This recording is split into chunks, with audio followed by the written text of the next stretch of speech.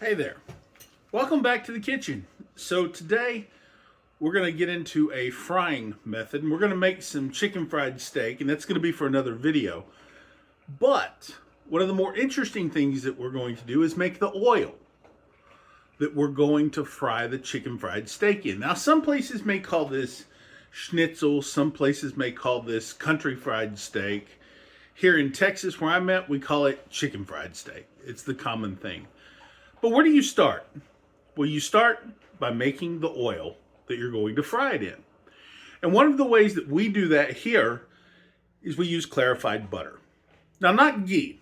You could use ghee and you could take this recipe to the next level and give it that real nutty flavor. But what I'm looking for is the clarified butter.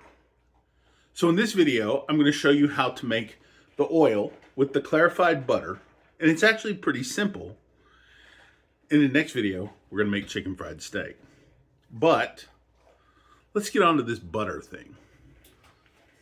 The first thing I'm going to do with this is I've got a pan, okay?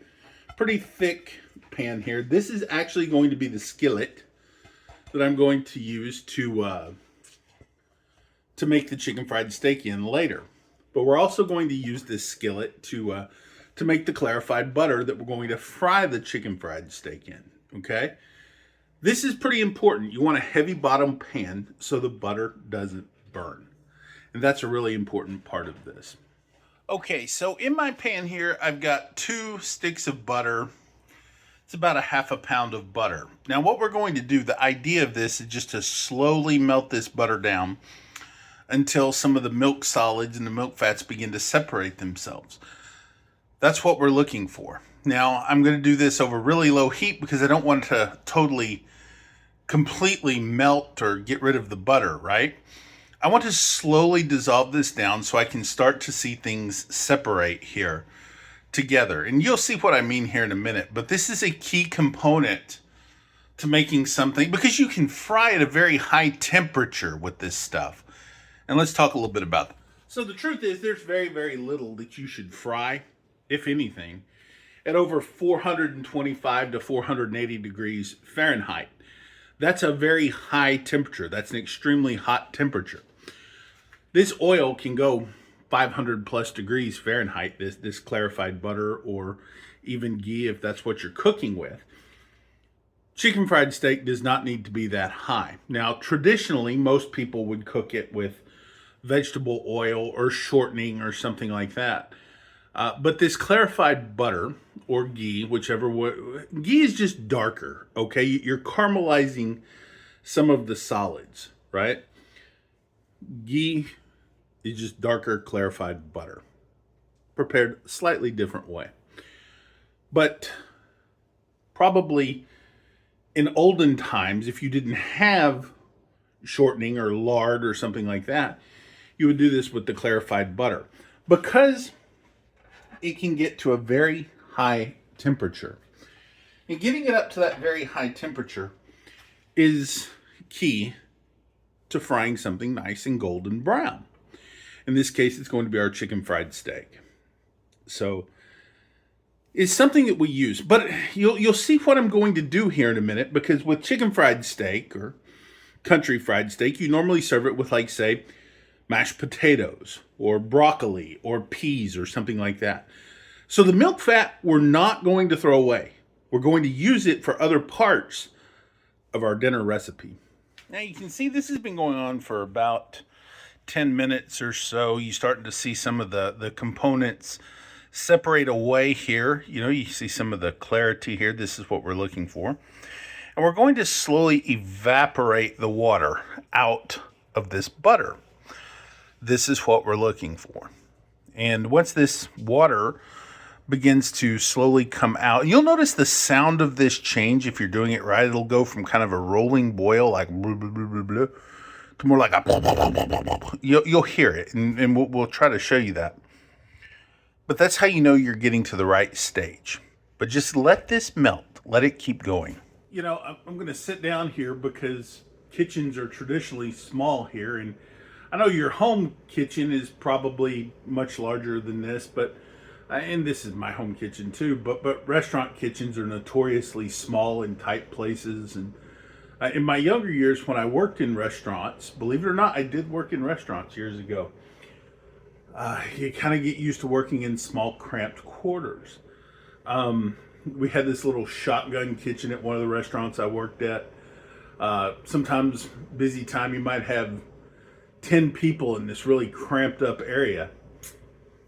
Pretty normal. You just get used to working with the space you got. So here it's kind of a small area. I'm trying to film, so forgive me. I'm going to sit down now with this butter.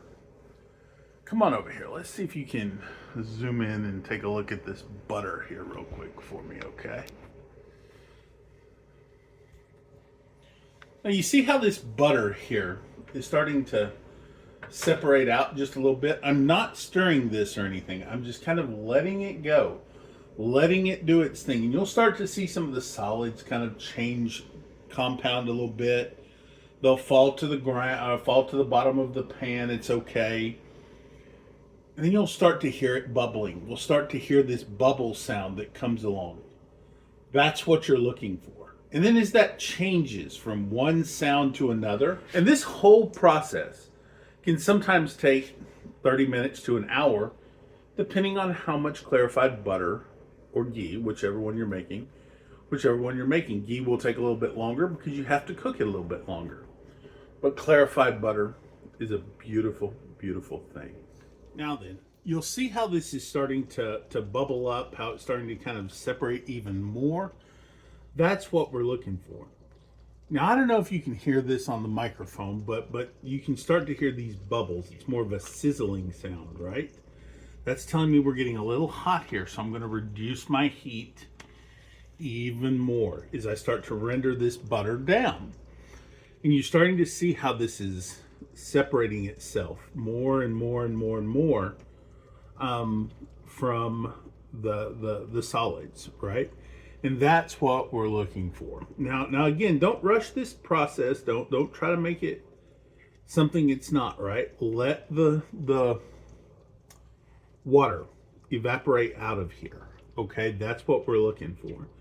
Now, these days in most restaurants and in most places at home, clarified butter or ghee or something like that is pretty common to find at the store. But why not make it yourself? So remember I was telling you a little bit ago the difference between ghee and clarified butter. Ghee is darker. The solids fall to the bottom of the pan and they're more caramelized, right? And they have a very nutty, a much more richer flavor than probably what you would get from, for sure, than what you would get from clarified butter. But either way, you're doing good. I use clarified butter more than I use ghee. Ghee is used a lot in Indian or Asian cooking, some parts of Asia.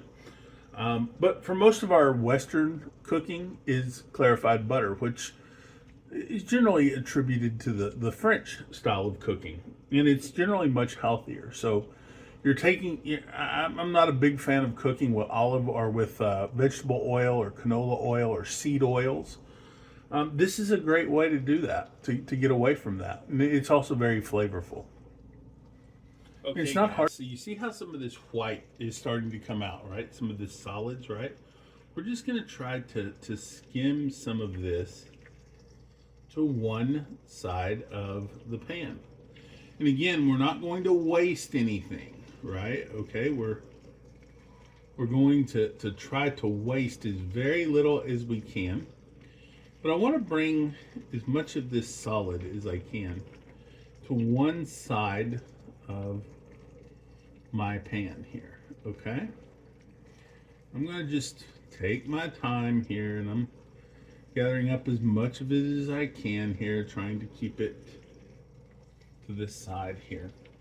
And like I said, this will be used for other things, right? Okay, you can put it in some oatmeal, you can we're going to use it for our potato. Okay. And you see, and this sometimes it takes a little bit of patience. Don't rush the process. Just kind of let it go. And as we get going here, I'll show you how I'm going to do this here.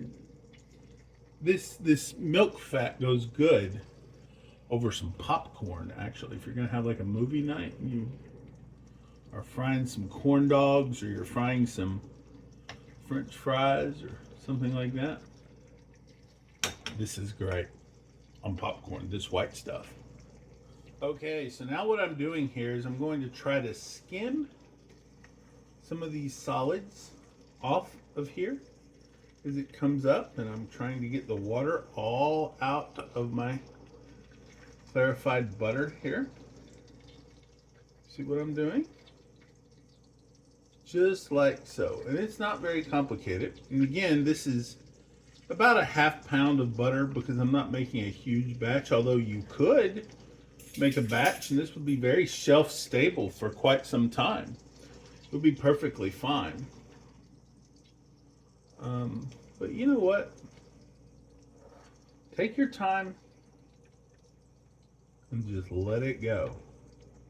We're going to strain this after it's done anyway, so it doesn't have to be perfect. Look at that. See, you're saving all of that. That's your milk solids. You're going to save all of this because you're going to cook with it later. Okay, so now I've kind of got most of this situated. I thought I had some cheesecloth around here, but I guess I used it all the other day for something, making cheese or something. But it's okay, I can use my strainer, my very fine mesh strainer. And I have my stainless steel bowl here. I love these bowls that have this rubber on the bottom, keeps them from moving around. Now, my butter is pretty much ready here. So, I'm going to just take it and slowly pour it into my thing here, okay? You see this? Yeah, very nice. I'm going to take these milk solids and put them back into my bowl over here. And this is starting to come together quite nicely, as you can tell, right? Let's see if we can look up in there. Yeah, see? Now, it doesn't look perfect. When we're done, we have this, the beautiful clarified butter. Yeah. And over here, get rid of our fats here, our paper. We've still got some of our milk solids that we're going to use to cook with later. So,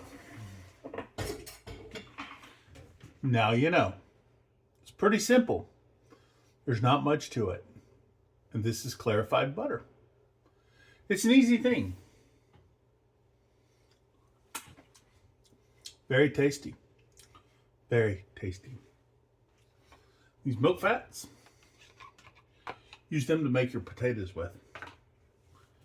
Trust me on this. You'll enjoy it. I'm a fat guy. I can cook. I know. We'll see you in the next one.